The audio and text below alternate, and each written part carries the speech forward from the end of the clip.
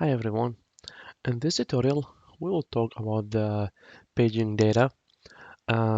Exactly, I'm going to talk about the offset and fetch option.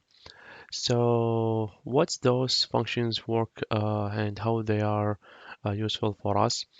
The paging data, it's shortening the result by breaking down some rows.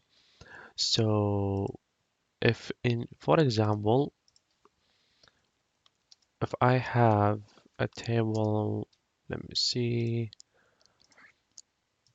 called, let me use here from the adventure works, this table. It has almost 20,000 rows. Here it's 19,614.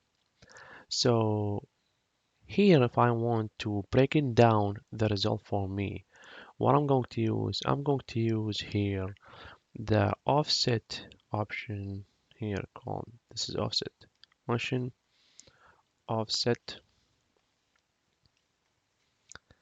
and I have fetch. So offset, it's select how many rows to skip before query starts returning rows. Like if I put here 10, it's gonna skip these 10 rows and it's gonna start in from 11 and goes move forward.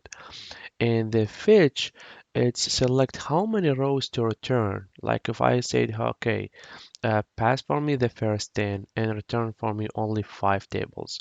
Five rows. So it's gonna selecting 1, 2, 3, 4, 5. Here in the example, everything will be clear for you guys. The important thing to using with those two functions, the order by. Without the order by, you will get an error. So let me order by my result here using the address ID, any column. And here where I say offset, I want to make it easy for you guys. I want to go not too much. See guys, this is all the rows.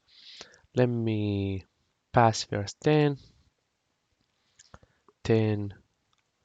rows, and I'm gonna execute it. So now it's passed the or skipped the first 10 and starting from 11 all the way to the end of the table. And if I say fetch, only I want 5 rows, row only. Guys, you have to be careful to, adding these uh, words. But here where I'm going to see it's skipped the first 10 and it's returned for me only 5 rows. So this is how I paging my data and retrieving only the needed columns or sorry the needed rows. So instead of your returning like over 19,000 uh, rows, you will going to retrieving only the rows you are looking for. So I hope you guys enjoy watching my video and see you for next videos. Thank you.